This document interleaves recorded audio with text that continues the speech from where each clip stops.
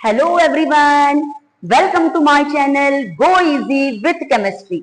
मैं रंजना बिहारे और आज आपके लिए लेकर आ रही हूँ सोल्यूशन चैप्टर का एक और important topic, abnormal molecular mass. तो क्या होता है एबनॉर्मल मॉलिक्यूलर मास? तो कॉलिगेटिव प्रॉपर्टीज जैसे कि relative loading of vapour pressure, formula यहाँ लिखा हुआ है, elevation in boiling point, depression in freezing point and osmotic pressure. जब इन कॉलिगेटिव प्रॉपर्टीज का यूज हम करते हैं सल्यूट के मोलर मास को डिटरमाइन करने के लिए, तो जितनी भी सारी कॉलिगेटिव प्रॉपर्टीज है सभी में न्यूमरेटर में वेट ऑफ सल्यूट दिख रहा है। मतलब सारी की सारी कॉलिगेटिव प्रॉपर्टीज सल्यूट के नंबर ऑफ पार्टिकल्स के डायरेक्ट प्रोपोर्शन में है, जबकि मॉलिक्यूलर मास सल्यूट का हमको डिनोमिनेटर में दिखाई दे रहा है। मतलब सारी की सारी कॉलिगेटिव प्रॉपर्टीज सल्यूट के मोलर मास के इनवर्स प्रोपोर्शन में होते हैं। नंबर ऑफ सल्यूट पार्टिकल्स का डायरेक्ट प्रोपोर्शन और मोलर मास सल्यूट का के इनवर्स प्रोपोर्शन में होती है। तो क्या होता है कि जब हम इन फॉर्मूलाज को यूज करके नॉन इलेक्ट्रोलाइट्स का मोलर मास डिटरमाइन करते हैं, नॉन इलेक्ट्रोलाइट्स मतलब जैसे कि शुगर, यूरिया, ग्लूकोज, जो आयंस में डिसोसिएट नहीं होते, जो नंबर ऑफ एसोसिएशन भी शो नहीं करते और डिसोसिएशन भी शो नहीं करते, जैसे हमने इनको सोल्यूशन में डाला ये वैसे ही रहेंगे। तो ऐसे जो सोल्यूट होते हैं बेटा, उनका मोलर मास अगर हम इनसे कैलकुलेट करेंगे तो बिल्कुल हमको एग्जैक्ट वैल्यू मिल जाती है, जिसको कि हम कहते हैं नॉर्मल मोलर मास। पर जब इन्हीं कॉलिगेटिव फॉर्मूलाज का यूज करके हम नॉन इलेक्ट्रोलाइट्स या ऐसे सल्यूट्स जिनमें या तो होता है मॉलिक्यूलर एसोसिएशन या तो होता है मॉलिक्यूलर डिसोसिएशन, जब हम इनका सॉल्यूशन बनाते हैं तब तो इनका जो मोलर मास होता है बेटा वो एक्चुअल मोलर मास से टैली नहीं करता है। कई बार ही ये मोलर मास इनके एक्चुअल मोलर मास से ज्यादा या एक्चुअल मोलर मास से कम आता है, उन्हीं को हम कहते हैं बेटा एबनॉर्मल मॉलिक्यूलर मास। जैसे कि अगर इलेक्ट्रोलाइट का एग्जांपल लिया जाए तो sodium chloride, potassium chloride, acetic acid, ethanoic acid, benzoic acid, ये जो सारे कंपाउंड्स होते हैं इनका जब हम सोल्यूशन बनाते हैं तो ये कई बार मॉलिक्यूलर एसोसिएशन या कई बार कुछ सॉल्यूट मॉलिक्यूलर डिसोसिएशन शो करते हैं। तो जब हम इनका मोलर मास इन फॉर्मूला से निकालेंगे ना तो वो एक्चुअल मोलर मास से डिफरेंट होता है, बस उसी को कहा जाता है बेटा एबनॉर्मल मॉलिक्यूलर मास। तो इनका मॉलिक्यूलर मास एबनॉर्मल आने के पीछे दो रीजंस होते हैं, सल्यूट पार्टिकल्स का एसोसिएट हो जाना या सल्यूट पार्टिकल्स का डिसोसिएट हो जाना। सबसे पहले हम ये देखेंगे कि मॉलिक्यूलर एसोसिएशन के कारण एबनॉर्मल मॉलिक्यूलर मास किस तरीके से आता है। तो सबसे पहले हम देखेंगे molecular association of solute particles. Molecular association of solute particles क्या होता है? देखो, कुछ ऐसे सल्यूट होते हैं बेटा जिनको जब हम नॉन पोलर सॉल्वेंट में मिक्स करते हैं, जैसे कि बेंजीन नॉन पोलर सॉल्वेंट है, तो कुछ ऐसे सल्यूट्स होते हैं जो स्पेशली नॉन पोलर सॉल्वेंट में मॉलिक्यूलर एसोसिएशन शो करते हैं। For example acetic acid, benzoic acid, इनको अगर हम बेंजीन में डिसॉल्व करेंगे तो इनके मॉलिक्यूल्स एसोसिएट हो जाते हैं। देखो किस तरीके से होते हैं, हम एग्जांपल ले रहे हैं एसिटिक एसिड, इथेनोइक एसिड का, ठीक है। तो अगर हम कंसीडर करते हैं इथेनोइक एसिड जिसका कि formula CH3C double bond OH होता है। एक और मॉलिक्यूल हमने इसका बना लिया CH3C डबल बॉन्ड OH।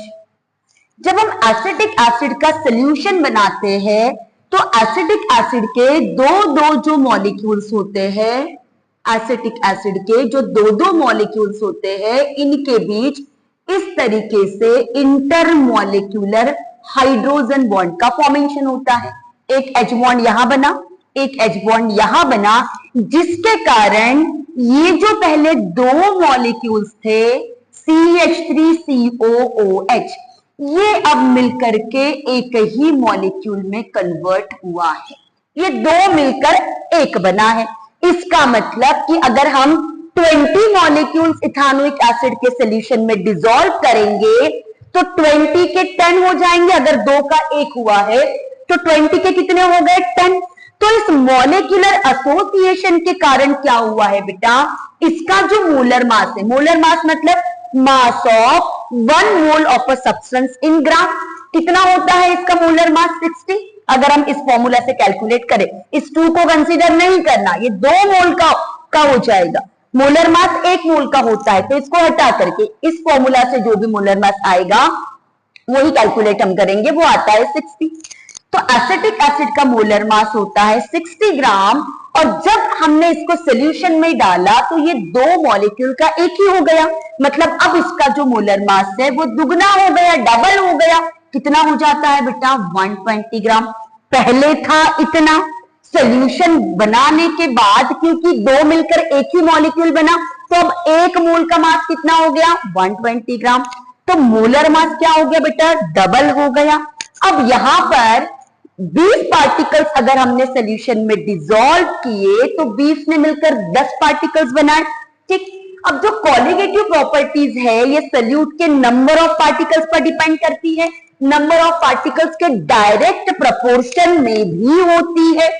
तो नंबर ऑफ सॉलिड पार्टिकल्स कम हुए मतलब कोलिगेटिव प्रॉपर्टीज की वैल्यू भी कम हो जाएगी, और मोलर मास जो कि इनवर्स प्रोपोर्शन में है वो ज्यादा हो जाएगा, जो कि हमको यहां पर दिखाई भी दे रहा है कि इंक्रीज हो गया है। किसके कारण? मॉलिक्यूलर एसोसिएशन के कारण। तो इसी मोलर मास को हम कहेंगे बेटा एबनॉर्मल मोलर मास। अब एबनॉर्मल मोलर मास का एक और reason molecular dissociation. Molecular dissociation of solute particles, of solute particles, molecular dissociation of solute particles. अब डिसोसिएशन कैसा? तो कुछ ऐसे सल्यूट्स होते हैं जिनको जब हम ऐड करते हैं पोलर सॉल्वेंट में, पोलर सॉल्वेंट जैसे कि वाटर, तो वाटर में सोडियम क्लोराइड, पोटेशियम क्लोराइड या कोई भी सॉल्ट कंपाउंड, बहुत सारे कोऑर्डिनेट कंपाउंड जो कि वाटर में मिक्स हो जाते हैं, जब हम इनको मिक्स करते हैं तो इनके पार्टिकल्स वाटर में जाके आयंस में डिसोसिएट होते हैं। फॉर एग्जाम्पल सोडियम क्लोराइड को अगर हमने डाल दिया बेटा वाटर में, तो ये वाटर में जाकर के Na+ एक्वस बनाएगा और Cl- एक्वस, दो आयंस में डिसोसिएट हुआ। पहले इसका नंबर ऑफ पार्टिकल्स कितना था? 1। अब सॉल्यूशन में जाने के बाद एक NaCl ने 2 आयन बनाए हैं, मतलब कि 10 पार्टिकल्स अगर हम सोडियम क्लोराइड के लेते हैं तो ये सॉल्यूशन में जाने के बाद 20 आयंस हमको देगा। तो number of solute particles solution में जाने के बाद इसके इंक्रीज हुए। अब नंबर ऑफ सॉल्यूट पार्टिकल्स का इंक्रीज होना मतलब कोलिगेटिव प्रॉपर्टी का इंक्रीज होना और मोलर मास का डिक्रीज हो जाना, बीइंग इनवर्स प्रोपोर्शन। अब सोडियम क्लोराइड का मॉलिक्यूलर मास कितना होता है? 58.5 ग्राम। Na+ का मोलर मास कितना? 23 ग्राम। और Cl- का मोलर मास कितना होता है? 35.5 ग्राम। मतलब पर मॉलिक्यूल मोलर मास डिक्रीज हुआ है कि नहीं? किसके कारण? मॉलिक्यूलर डिसोसिएशन के कारण। तो इन्हीं मॉलिक्यूलर मासेस को हम कहते हैं बेटा एबनॉर्मल मॉलिक्यूलर मास। अब फॉर्मूले तो हमारे पास यही है कोलिगेटिव प्रॉपर्टीज के, और इनसे अगर मॉलिक्यूलर मास गलत आएगा, एबनॉर्मल आएगा, तो हम इनका यूज नहीं कर पाएंगे। और क्योंकि हम इनका यूज नहीं कर पाएंगे तो फिर हमको इन्हीं फॉर्मूला में कुछ करेक्शंस करना पड़ेगा। और ये जो करेक्शन होता है ये होता है वैन हॉफ फैक्टर I से। एक हमको ऐसा टर्म दिया गया है जिसको अगर हम इन फॉर्मूलाज में ऐड कर दे तो ये फॉर्मूला अब हम चाहे इलेक्ट्रोलाइट्स के लिए यूज करें, चाहे नॉन इलेक्ट्रोलाइट्स के लिए यूज करें, इनका मॉलिक्यूलर मास बिल्कुल नॉर्मल आता है। तो क्या होता है ये वाइन थॉर्प फैक्टर?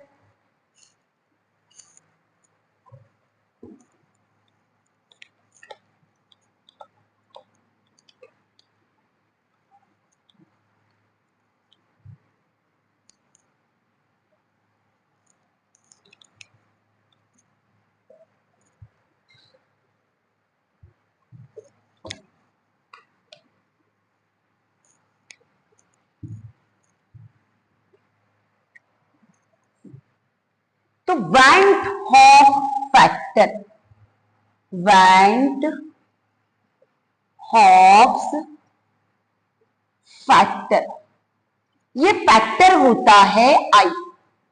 इस आई का मल्टीप्लाई अगर इन सारे कॉलिगेटिव प्रॉपर्टीज में करेंगे तो अब ये सारे फॉर्मूले सुधर जाएंगे। जैसे कि relative lower of vapour pressure, जो फॉर्मूला था हमने जो प्रीवियस वीडियोस में पढ़ा है, उसी में हमको आई का मल्टीप्लाई करना है। सारे formulas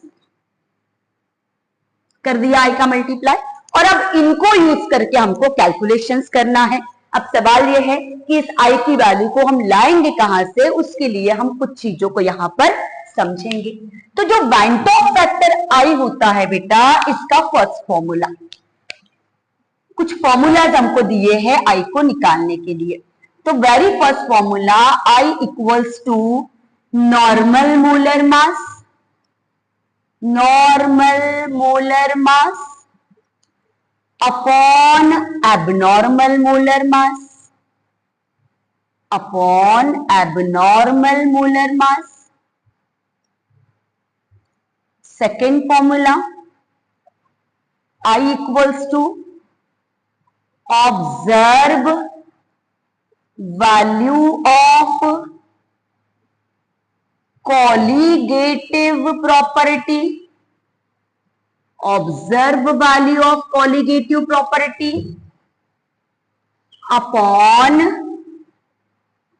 calculated value of colligative property, colligative property. One more formula,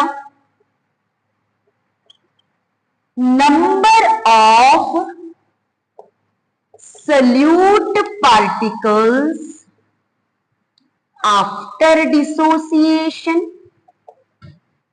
after dissociation upon number of solute particles before dissociation. ये तीन फॉर्मूला हमको दिए गए हैं जिससे हम निकाल सकते हैं आई की वैल्यू। अब आई की वैल्यू कई बार क्वेश्चन में दी भी होती है जब हमको इन फॉर्मूलाज में यूज करनी, कई बार नहीं भी दी होती है। तो जब नहीं दी है तो या तो हम इन फॉर्मूलाज को यूज करके निकाल सकते हैं, जहां जैसे रिक्वायरमेंट होगी जिस क्वेश्चन की, जिस न्यूमेरिकल की, उसी हिसाब से हमको काम करना होगा। या दूसरा एक और तरीका होता है कि अगर हमारा सॉल्यूट सोडियम क्लोराइड है तो ये डिसोसिएट होगा तो हमको एक Na+ और एक Cl- आयन देगा। क्योंकि डिसोसिएट होने के बाद ये हमको दो आयन दे रहा है, तो number of solute particles after dissociation 2, dissociation होने के पहले ये कंप्लीट एक पार्टिकल था, तो number of solid particles after dissociation 2, before dissociation 1, तो 2/1। तो इसके लिए आई की वैल्यू क्या हो जाएगी बेटा, 1 हो जाएगी। उसी तरीके से अगर हम सॉल्यूट चेंज कर दे, जैसे कि K2SO4, तो K2SO4 हमको 2K+ आयन दे रहा है, साथ में दे रहा है एक SO4 2- आयन। टोटल आयन हमको कितने मिले हैं, 3, तो आई की वैल्यू हो जाएगी 3। ठीक है। इसी तरीके से अगर हम लेते हैं K4 FeCN टेकन 6, ये कोऑर्डिनेट कंपाउंड है। अगर ये डिसोसिएट होगा तो 4 आयन तो हमको K+ के मिलेंगे और एक आयन इस फेरोसाइनाइड का मिलेगा। टोटल आयंस हो गए 5, इसीलिए इस कंपाउंड के लिए आई की वैल्यू हम कंसीडर करेंगे कितनी, 5। ठीक। अब आई से रिलेटेड एक और चीज हमको पढ़नी है। If value of I is equal to 1, if I equals to होता है 1, तो सल्यूट का ना तो मॉलिक्यूलर एसोसिएशन होगा ना ही मॉलिक्यूलर डिसोसिएशन होगा, कुछ भी नहीं होगा। आई इक्वल्स टू 1 है, मतलब इन्हीं फॉर्मूलाज में नॉर्मल मोलर मास क्यों मिल रहा था? क्योंकि जो नॉन इलेक्ट्रोलाइट्स थे, शुगर, ग्लूकोज, यूरिया, ये किसी भी पार्टिकल में डिसोसिएट नहीं हो रहे थे, मतलब इनके लिए आई की वैल्यू क्या थी बेटा? 1 थी, और इसीलिए इनका मोलर मास इन फॉर्मूला से करेक्ट आ रहा था। तो आई इक्वल्स टू 1, तो neither association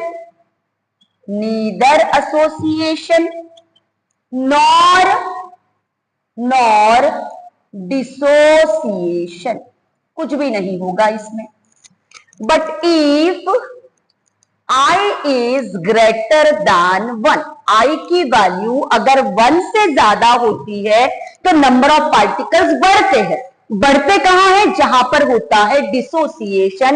means in this condition अगर आई की वैल्यू ग्रेटर देन 1 है तो सल्यूट का क्या होगा? सल्यूट undergoes molecular dissociation, ठीक है। उसी तरीके से if value of I is less than 1, अगर ये 1 से कम है, मतलब सॉलिड पार्टिकल्स कम हो रहे हैं। कम कहां होते हैं? जब मॉलिक्यूलर एसोसिएशन होता है। So if I is less than 1 then solute undergoes molecular association. फटाफट से इसका ले लो स्क्रीनशॉट। एक और पॉइंट आई से रिलेटेड बचा हुआ है, इसके बाद में समझा रही हूं, फटाफट से लेंगे स्क्रीनशॉट। अब हम पढ़ेंगे बेटा relation between I and alpha, क्योंकि डिसोसिएट या एसोसिएट अगर हो रहा है तो हमको डिग्री ऑफ डिसोसिएशन या डिग्री ऑफ एसोसिएशन भी यहां पर समझना होगा। तो इसके लिए हम समझेंगे कि वाइंट ऑफ फैक्टर आई किस तरीके से रिलेटेड है डिग्री ऑफ डिसोसिएशन या डिग्री ऑफ एसोसिएशन से। ठीक, तो सबसे पहले हम पढ़ेंगे फॉर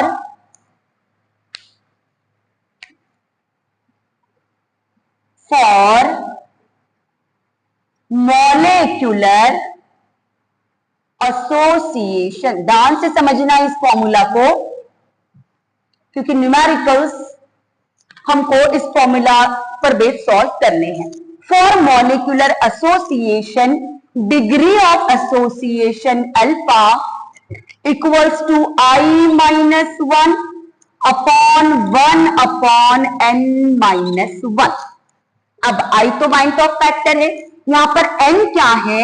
क्योंकि मॉलिक्यूलर एसोसिएशन का ये फॉर्मूला है तो n होगा कि कितने पार्टिकल्स एसोसिएट हो रहे हैं। जैसे कि अभी हमने देखा था कि एसिटिक एसिड के 2 मॉलिक्यूल मिलकर एक बना था, इसका मतलब एसिटिक एसिड के लिए n की वैल्यू हो जाएगी 2। उसी तरीके से अगर हम बेंजोइक एसिड की बात करें तो वो भी डाइमर बनाता है। डाइमर मतलब 2 मिलकर एक बनाता है। तो ऐसे केसेस में बेटा n की वैल्यू हो जाएगी कितनी? 2। तो यहां पर n हम क्या लिखेंगे? What is n? Number of solute particles obtained, sorry not obtained, undergoes association। जितने जुड़े, अगर 2 आपस में मिक्स हो रहे कि एक बन रहा है तो n की वैल्यू 2, अगर 4 आपस में मिक्स होके एक बन रहा है तो n की वैल्यू 4। क्लियर? अब आएंगे फॉर मॉलिक्यूलर डिसोसिएशन।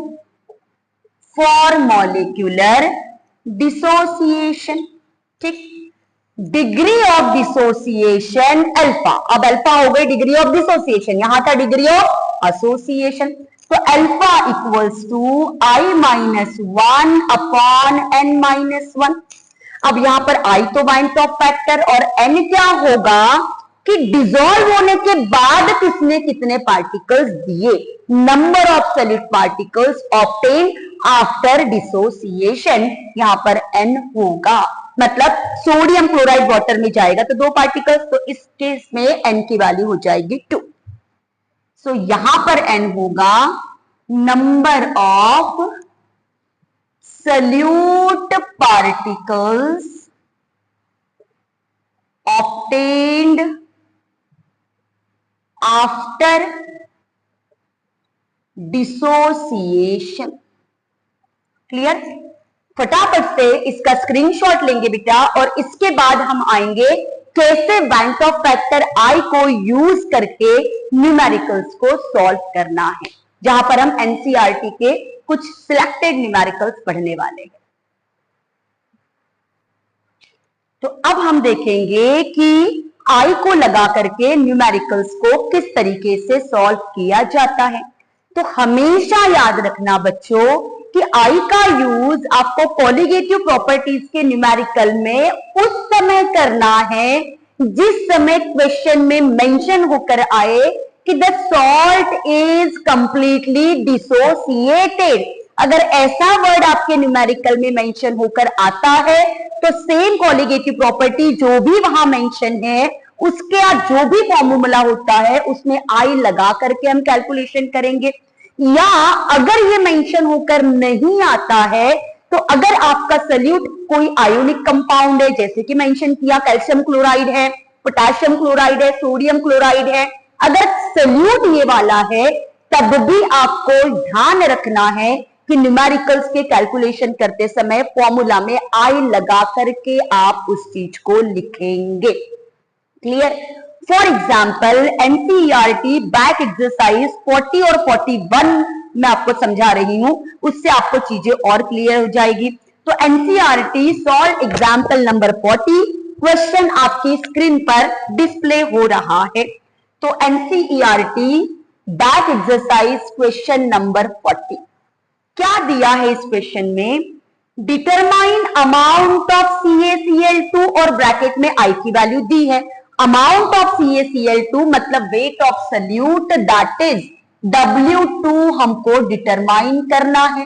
I की वैल्यू गिवन है हमको कितनी, 2.47 हमको I की वैल्यू गिवन है। Dissolve in 2.5 litre of water means हमको वॉल्यूम भी दिया हुआ है 2.5 लीटर। ठीक है, such that it's osmotic pressure is 0.75 atm, मतलब हमको पाई भी दिया हुआ है 0.75 atm पाई की वैल्यू है। और कुछ दिया है, टेम्परेचर भी हमको इसमें दिया हुआ है, आप न्यूमेरिकल रीड करेंगे तो टेम्परेचर भी दिया है 27 डिग्री सेल्सियस, मतलब 300 केल्विन। 273 ऐड करेंगे इसमें तो 300 केल्विन हो जाएगा। ठीक है, अब हमको निकालना है weight of solute, numerical based है ऑस्मोटिक प्रेशर पर, तो इसका फॉर्मूला क्या है, पाई इक्वल्स टू वैसे तो W2RT अपॉन M2 इंटू भी होता है, पर क्योंकि हमको ऑलरेडी I की वैल्यू मेंशन है इसीलिए इसी फॉर्मूला में I का हमने मल्टीप्लाई कर दिया। अब वैल्यूज पुटअप करेंगे, वैल्यूज पुटअप करके हमको निकालना है W2, तो W2 के इक्विवेलेंट इसको अगर हम लेकर आ जाए तो W2 इक्वल्स टू क्या मिलेगा हमको, pi multiplied by M2 multiplied by V divided by I into R into T। Put up करो वैल्यूज फॉर्मूला में, कितना है पाई की वैल्यू 0.75। क्वेश्चन मेरे साथ साथ सॉल्व करो, एक कॉपी पेन साथ में लेकर बैठो और मेरे साथ साथ सॉल्व करो। कैलकुलेशन पर्पस तो आप ही को अपना सॉल्व करना है, मेरे पास ऑलरेडी कैलकुलेटेड है, पर आपको कैलकुलेशन के लिए मेहनत करनी पड़ेगी। मैं सिर्फ आपको यही बता सकती हूं कि how to solve these types of numericals. तो 0.75 पाई की वैल्यू, उसके बाद M2, तो M2 किसके लिए, कैल्शियम क्लोराइड के लिए। यहां फटाफट साइड में कैल्शियम क्लोराइड के लिए M2 की वैल्यू निकाल लेंगे। कैल्शियम का एटॉमिक मास होता है 40 प्लस क्लोरीन का 35.5, 2 क्लोरीन है इसीलिए मल्टीप्लाइड बाय 2, सो 40 प्लस ये हो जाएगा 71, ओके, तो ये हो गया 111 ग्राम। पुट कर दो यहां पर, M2 हो गया 111, वॉल्यूम हमको दिया है 2.5 लीटर, डिवाइडेड बाय आई की वैल्यू कितनी 2.47। हर बार आई की वैल्यू दी नहीं रहेगी, कुछ न्यूमेरिकल्स में हमको भी निकालनी हो सकती है। आर की वैल्यू 0.083 जो कि गैस कांस्टेंट है, और टी होता है टेम्परेचर जो कि है 300 केल्विन। तो वीडियो को पॉज करेंगे और फटाफट से कैलकुलेशंस इसके करेंगे।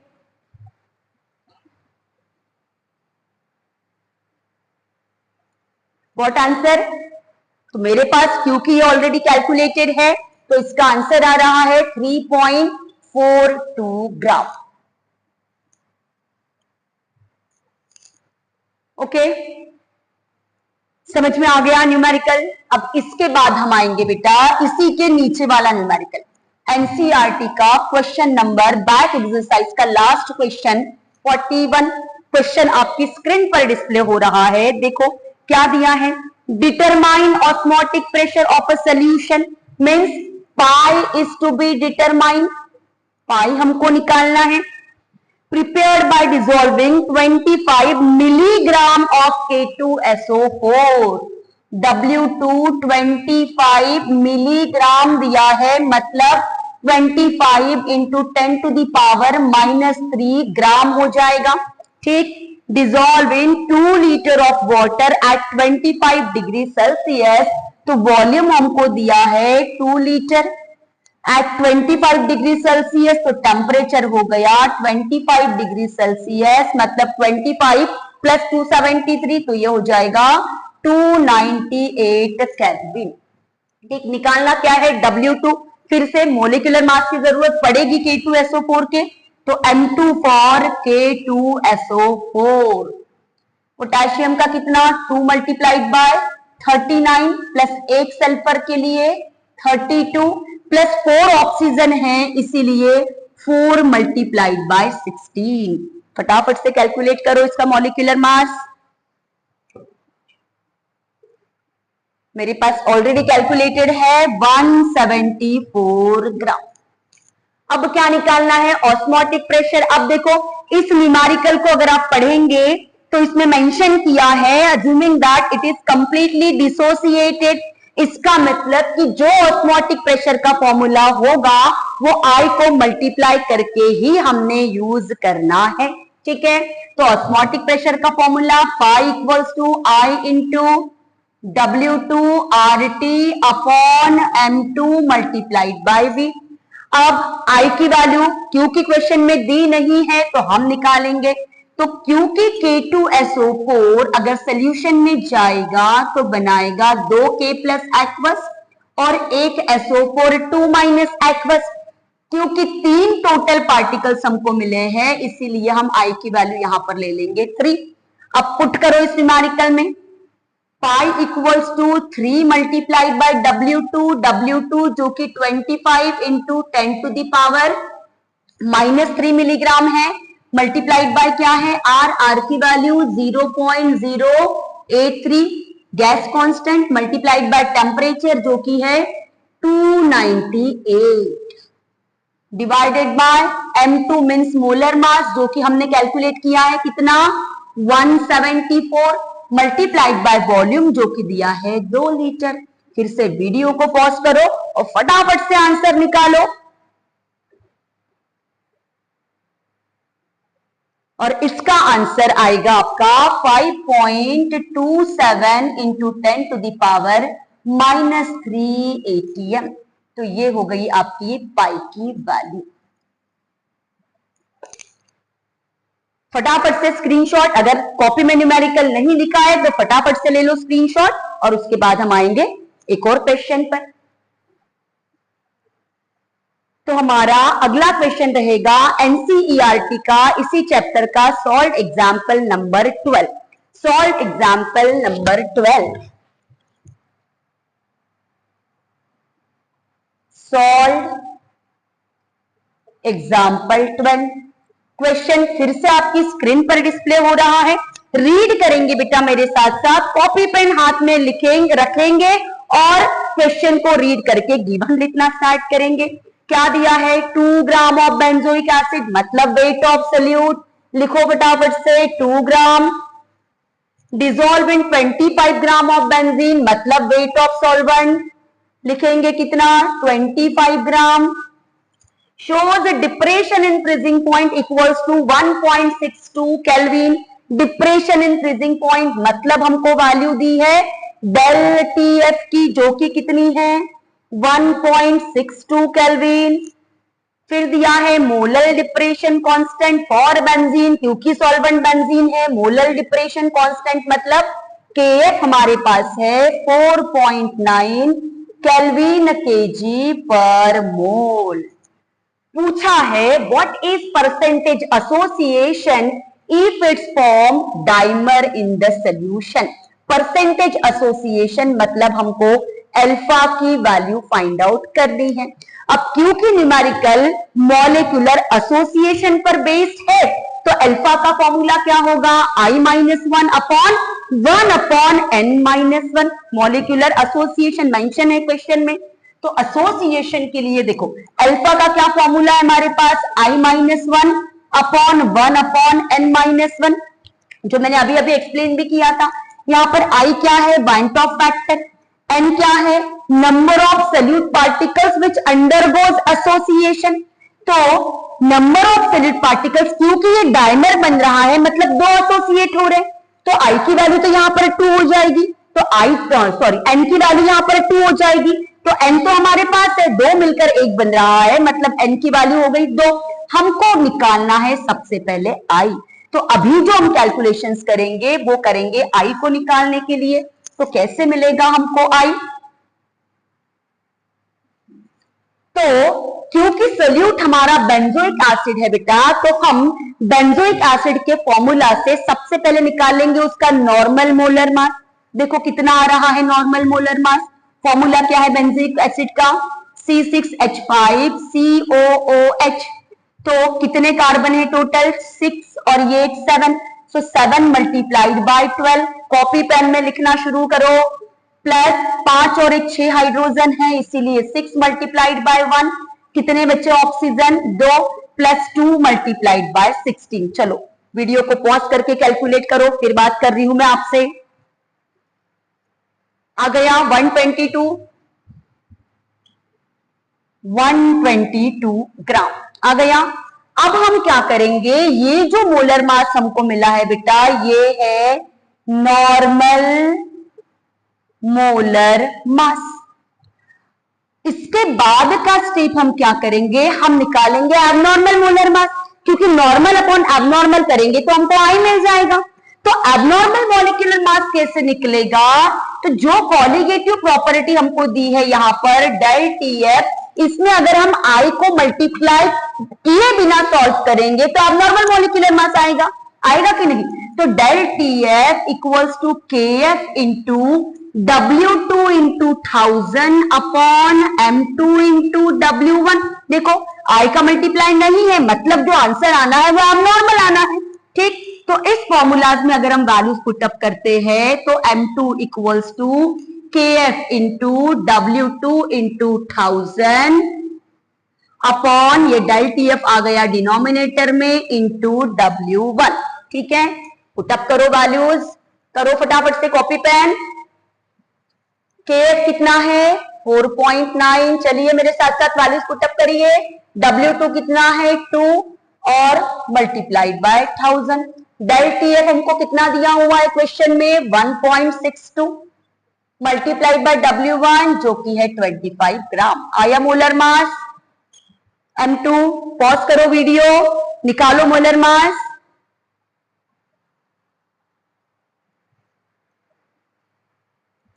टू 241.98 आपका आंसर आया होगा या इसके अप्रोक्स आया होगा। अब ये जो मोलर मास है बेटा, ये है हमारा एबनॉर्मल, कौन सा, एबनॉर्मल मोलर मास। ओके, अब हम क्या करेंगे, now we will find value of I। तो I का क्या फॉर्मूला था, normal molar mass upon abnormal molar mass, abnormal molar mass। तो नॉर्मल मोलर मास हमको कितना मिला था 122 अपॉन एबनॉर्मल कितना आया 241.98। फिर से वीडियो को पॉज करके आंसर निकालो। सो आई इक्वल्स टू आ रहा है 0.504, 0.504 आ गया आई। अब हम आएंगे अल्फा पर। तो अल्फा के लिए हमको एन की भी जरूरत पड़ेगी। तो C6H5COOH के दो मॉलिक्यूल मिलकर डाइमर बना रहे हैं। C6H5COOH taken twice, therefore value of n is equal to 2. Now we will apply formula for I। क्योंकि मॉलिक्यूलर एसोसिएशन का न्यूमेरिकल है, इसीलिए alpha equals to I-1 upon 1 upon n-1। अब हमारे पास वैल्यू I की भी है, कितनी 0.504 डिवाइडेड बाय 1/n मतलब 1/2 -1। ठीक है, अब ये I -1, ये जो वैल्यू होगी न्यूमेरेटर ये भी नेगेटिव मिलेगी, डिनोमिनेटर भी आपका 0.5 -1 नेगेटिव मिलेगा, न्यूमेरेटर डिनोमिनेटर दोनों माइनस मतलब हो जाएंगे प्लस। तो चलो फिर से की वीडियो को पॉज करके फटाफट से इसका आंसर निकालो बेटा। तो ये हो जाएगा 0.496 डिवाइडेड बाय 0.5 जो कि आता है 0.992। आपको कैलकुलेट करना है, मेरे पास ऑलरेडी कैलकुलेटेड है, इतनी मेहनत आपको करनी पड़ेगी। तो अल्फा इक्वल्स टू, क्योंकि हमको परसेंटेज एसोसिएशन पूछा है तो इसी को मल्टीप्लाइड बाय 100 करेंगे तो परसेंटेज एसोसिएशन 99.2% होगा और यही हमारा आंसर भी होगा। ठीक, फटाफट से अगर ये क्वेश्चन सॉल्व हो गया है तो हम आते हैं एक और बैक एक्सरसाइज पर। ये NCERT back exercise question number 33, back exercise question number 33 पर फटाफट से कॉपी पेन निकालो और गिवन लिखना शुरू करो। 19.5 gram of CH2FCOOH is dissolved in 500 gram of water। बताओ क्या क्या गिवन है, लिखो। मुझसे पहले आपका लिखकर हो जाना चाहिए। गिवन हमारा है W2 वेट ऑफ सॉल्यूट 19.5 ग्राम, और क्या दिया है बेटा dissolve in 500 gram of water, लिख लिए हो W1। Very good. Depression in freezing point observe, depression in freezing point observe मतलब हमको डेल TF की ऑब्जर्व वैल्यू दी हुई है। तो डेल TF ऑब्जर्व इज कितना 1.0 degree Celsius. Calculate van't Hoff factor मतलब आई हमको पूछा है, ये निकालना है। And dissociation constant of chloroacetic acid मतलब हमको Ka निकालना है। ठीक है, अब कंपाउंड हमको दिया है कौन सा, मैं लिखकर रख दे रही हूं यहां CF2FCOOH। इसके मॉलिक्यूलर मास की भी हमको जरूरत पड़ेगी, इसीलिए सबसे पहले इसका M2 निकाल करके रख दो। करो फटाफट से कैलकुलेशन। कार्बन कितने हैं टोटल 2, तो 2 मल्टीप्लाइड बाय 12 हो गया कार्बन के लिए।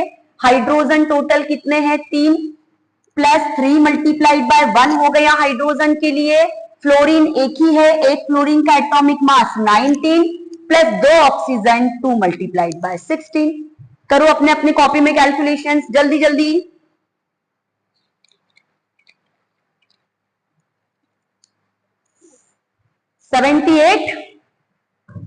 Got 78 molecular mass equal to 78। अब इसके बाद हम क्या करेंगे बेटा, हमको जाना है Ka तक। तो एक रफ आइडिया मैं आपको बता रही हूं कि Ka होता है डिसोसिएशन कांस्टेंट जिसका formula C into alpha square upon 1 minus alpha, ये रिलेशन हमने क्लास 11th इक्विलिब्रियम में डिराइव किया था, वहां से ही हम इस फॉर्मूला को यूज करने वाले हैं। अब इसके लिए हमको C चाहिए, C मतलब कंसेंट्रेशन, तो कंसेंट्रेशन मतलब हमको मोलालिटी की जरूरत पड़ेगी। दूसरा हमको चाहिए है अल्फा। अल्फा अगर हमको निकालना है तो सबसे पहले कैलकुलेशन हम करेंगे बेटा अल्फा के लिए, ठीक है। तो अल्फा क्योंकि न्यूमेरिकल बेस्ड है मॉलिक्यूलर डिसोसिएशन पर, तो अल्फा की वैल्यू हो जाएगी i-1 अपॉन n-1। तो हमको सबसे पहले कैलकुलेशन करना है आई के लिए।